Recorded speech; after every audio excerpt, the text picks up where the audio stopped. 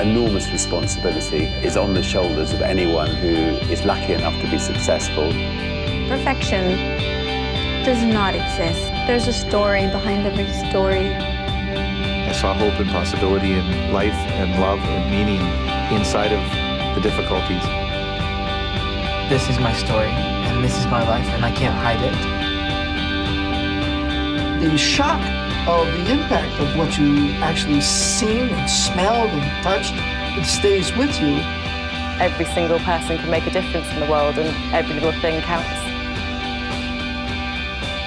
I'm a guy who want to write his own story.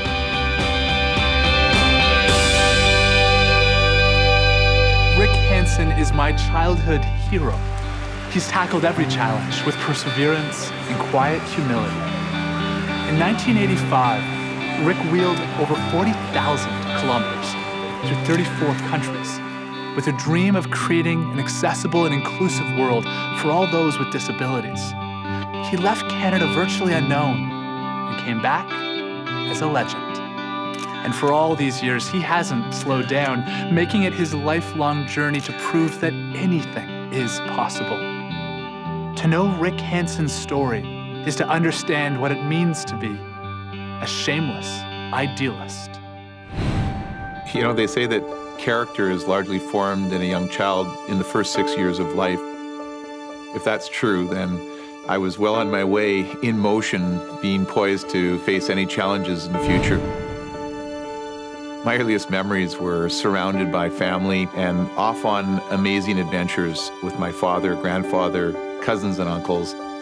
You know, it was just a whole world filled with the outdoors, fishing, camping, being with family, and just playing and having just such a great time, filled and surrounded with love. By the time I was 15, I was a pretty good athlete and had wild dreams of maybe representing my country at the Olympic Games. You know, I was very involved in volleyball and basketball, and I was just like feeling like the whole world was in front of me. I wanted to go to university and become a phys ed teacher, be a coach. The sport had been such a powerful part of my life. The ultimate adventure at the age of 15 was after I finished grade 10, take my buddies and we could go off and do the ultimate fishing trip from Williams Lake to the Bella Coola Valley and catch all these massive salmon, and it would be, you know, an incredible paradise. It was one of those beautiful summer mornings. We decided we would hitchhike. We both put our thumbs out and we got a ride in the back of that truck. As I settled into the back, Don asked me to switch with him because he didn't like that side of the truck, and I said, sure, no problem, so I switched. And then, of course, everything now was set for that moment when he'd go around the corner and lose control and flip over, and I would be on the low side of the roll, and my friend Don was on the high side, and he was thrown clear, and I was thrown against a big steel toolbox. After I regained consciousness about 2 minutes after the accident, and I tried to move and wasn't happening, and I realized my legs weren't working. They were actually, when I touched them, they were numb, and they just wiggled like jelly. That was one of the most terrifying moments that I could ever imagine in my life. About an hour later, the ambulance came and took me to a hospital where the doctor x-rayed me and said that I'd broken my back, damaged my spinal cord, and I'd never walk again. It was pretty devastating.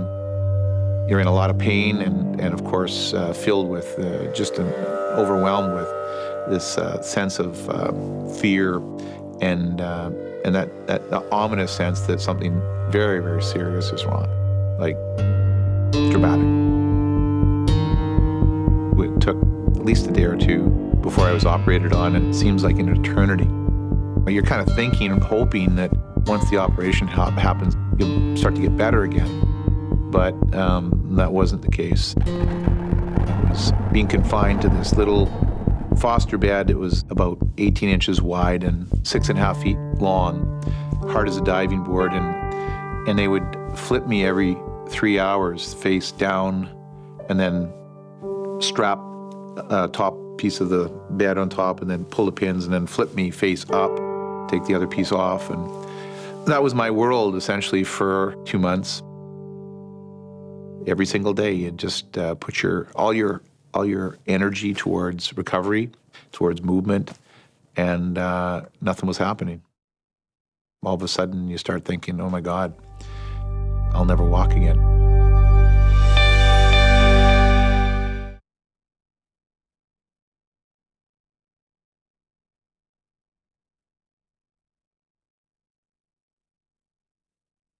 In 1973, a devastating car accident changed Rick Hansen's life forever. In its aftermath, he struggled to accept that he might never walk again. You know, there's moments in that hospital where, you know, you'd be laying back and just, like devastated. I mean, the lowest of possible moments, and I couldn't think of life being more desperate. As you scramble to grasp for something, hope mostly, I realized, you know, I hadn't been moving my arms, you know, for all that time, and they were getting incredibly weak. And so I asked the nurse if there was any way that someone could come and put something on the side of my bed so I could work my arms and maybe build some strength up so that I could focus on something.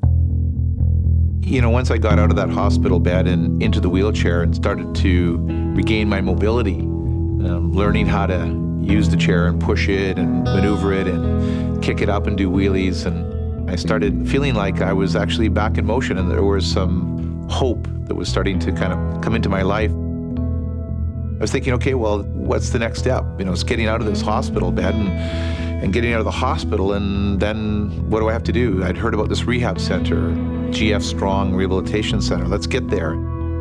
Was moving into the next phase and stepping it up and really intensifying my strength and mobility and ability to transfer in and out of the wheelchair, and even learn how to stand up on braces that could hold my legs and my knee and my feet stable so I could actually balance on my legs.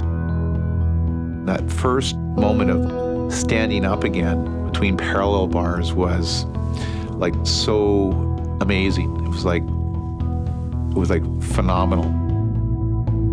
And it was also the long journey to learn how to hop on crutches and braces so that I'd have some chance of going back home where life was filled with stairs into my high school and stairs almost everywhere in that small community of Williams Lake. Coming back to school after my injury was, you know, one of the big challenges that was waiting for me. Fortunately, my teacher and coach, Bob Redford, took a lot of time to get me back into the gym. He encouraged me to stay with my friends and with the sport and be part of the team, but do it differently, to be a mentor, to be an assistant coach. He made me realize that nowhere in the definition of an athlete does it say you have to use your legs in order to be one. And that moment in that conversation we had in his little office in the gym gave me that sense of, yeah, you know what? I can continue to be the athlete that I was. I met one of the most amazing role models. His name was Stan Strong, who was the team manager for the Vancouver Cable Cars. And he came up to my school and he said, come on over here. He had this big grin on his face and he said, how would you like to come and play wheelchair basketball for the Vancouver Cable Cars wheelchair basketball team? And I went, wow, you know, it sounds cool. It was like, this guy's coming up to recruit me. There was this sort of sense of renewed challenge in my life to think, well, I've got a big hill to climb. Maybe I can work hard and make this cable cars team. That'd be a huge step forward. And it was a fantastic moment. And of course, at the same time, you're also starting to think about what's life going to be like when you get out of high school and you leave Williams Lake. I realized that, you know what, I didn't need my legs to be a teacher or a coach. And you know, as a matter of fact, I was quite good at it. And so I applied to the University of British Columbia to be accepted into the Faculty of Physical Education. I anxiously waited back for that letter, and when it came, I opened it up, and very excited, and you know, I read that letter, and it said, I'm sorry, you know, we just can't accept you. And I was like, oh, I can't believe it, you know, like, you get to this moment and you think, wow, I'm like just about ready to take the biggest challenge of my life and go on to be, phys ed teacher. And these people are shutting the door on me. And so, Bob Redford talked to me and he goes, you can look at it two ways. You can look at that as a rejection and the door's closed, or you can read it again. And I read it again, and they said, well, we can't accept you at this time. We suggest you come down and take your first year arts and science, and we'd have to have a conversation and see where it goes. So he said, they're opening the door. That's not a rejection. That's a qualified, we're not ready yet, and maybe you need to convince us. And, he said, Rick, they've never done this before. You've got a challenge here, an opportunity to go and convince them that you're the right person. And that pivotal moment made me realize that I was going to accept the challenge and convince them that I was the guy to be the first person in a wheelchair to enter the faculty of phys ed. And if it wasn't for Bob, I'm sure I would have gone the other way, and who knows what might not have happened.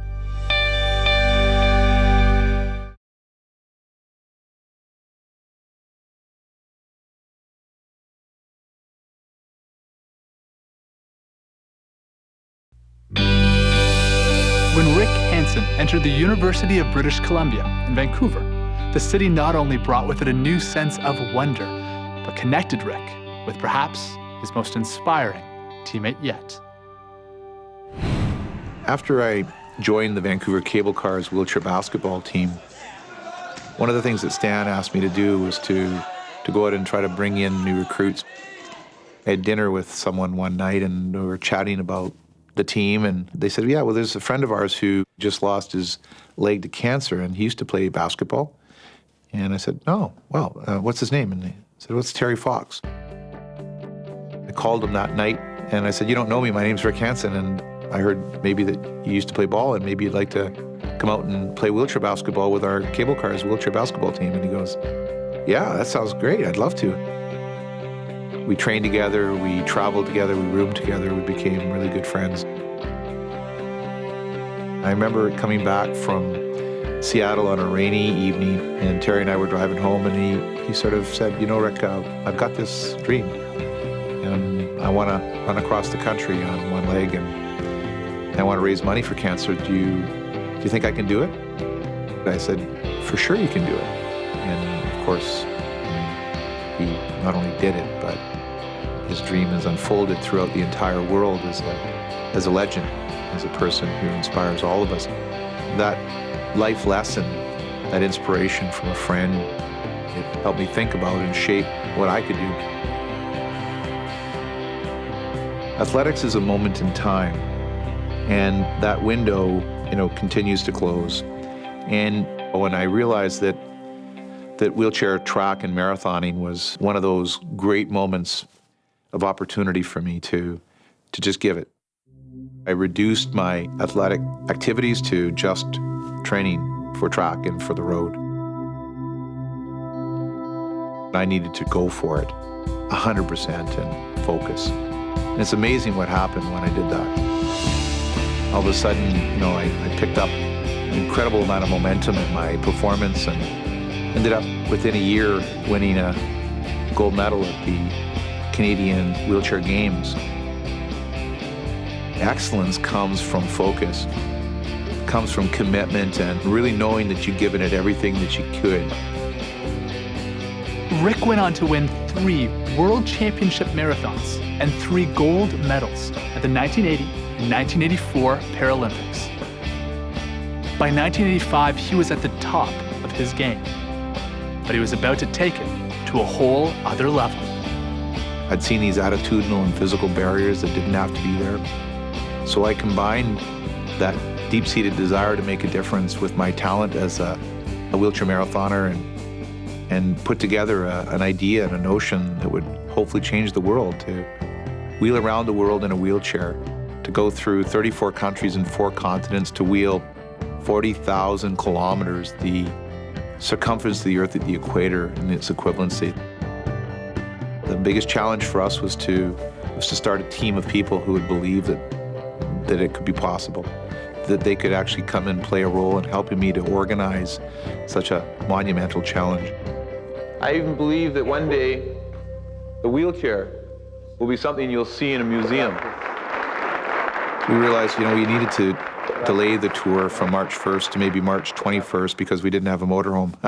And we knew that we hadn't had all the money together to complete the journey, but if we didn't start now, that window, that moment in time was going to close, and there's just no way we would have been able to start. And it would have been one of those dreams. Would have, could have, should have, just maybe, what might have happened. And I didn't want to be in that position, and I knew we needed to start.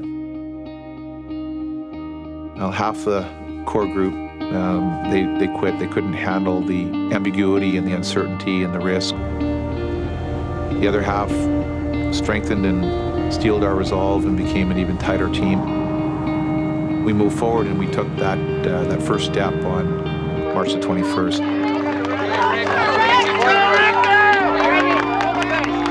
There were some difficult and devastating times, and it was an incredible challenge.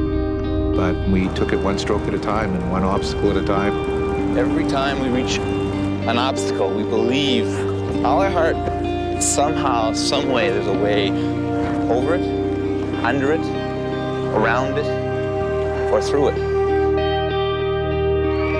We generated $26 million, and of course, the awareness built.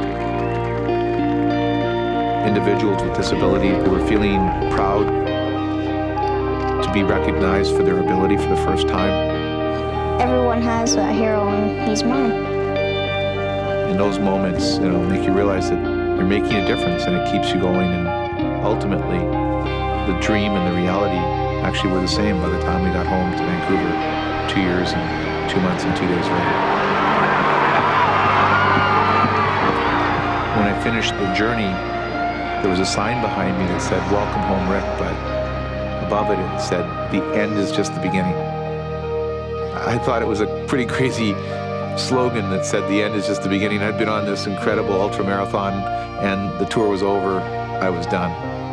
But I realized after thinking about it, they were right, because we just pushed the bar just a baby step forward on the ultra marathon of social change, and more work had to be done. And also my life had been changed dramatically by that experience.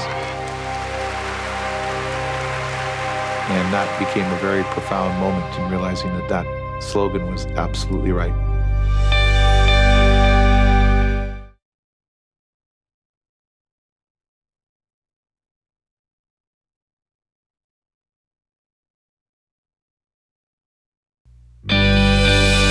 By 1987, Rick Hansen's Man in Motion World Tour had raised $26 million for spinal cord research.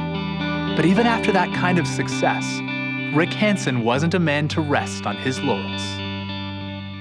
It became clear that we needed to continue to move forward and set the bar higher to help support a cure for spinal cord injury so that those that are newly injured would not have to go through that pain and suffering, and to have a full and productive life, and to help people with disabilities be accepted and included in society and be net contributors. Over 25 years, it's been phenomenal to be part of an amazing team of people, thousands of people from places all around the world who have stepped up to respond to that conversation that we had on the original tour. I think through every obstacle and challenge throughout my life, I've come to realize that there's always things that you can't control, things that happen to you, but there's something that you do have control over, and that's the sovereignty over your choices and your attitude and your perspective in life. And I just refused to give up that. I saw hope and possibility in life and love and meaning inside of the difficulty.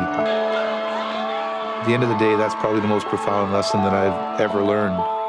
And it took the loss of the use of my legs in order to find out the importance and one of the keys to the success in life.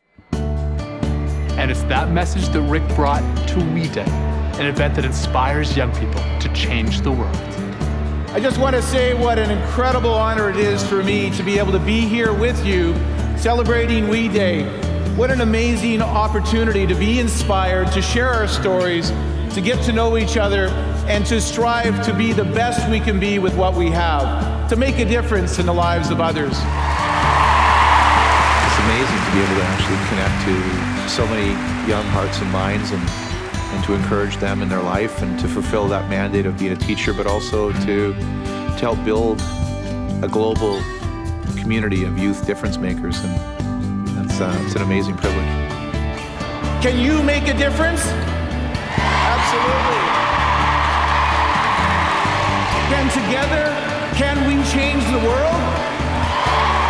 Absolutely. I'm often asked very insightful questions, and one question constantly comes up. It's, if you had a choice, would you go back to the accident, and would you decide to give up your life for the use of your legs? You know, and you think about that and you go, wow, all those years ago I would have sold my soul for the use of my legs. And now, looking back on it, I go, I'm one of the luckiest guys on the planet. I'd never trade my life for the use of my legs. You inspire me, my friend. You inspire me. All right. Thank you. All right. Keep doing what you're doing. Keep doing what you're doing. Thanks for. All right. It's about learning, giving love and receiving. It is about seeing adventure, passion in life, meaning and purpose, and being able to leave this world just a little better than when you've come. And you think about that and you go, well, my life is still unfolding today, and I can't wait to wake up in the morning and write a new chapter and see where it's going to go. What an incredible gift we have, this period of time, this life on this planet, and to waste it, give it up, just because we've faced challenges, doesn't make sense. Live it.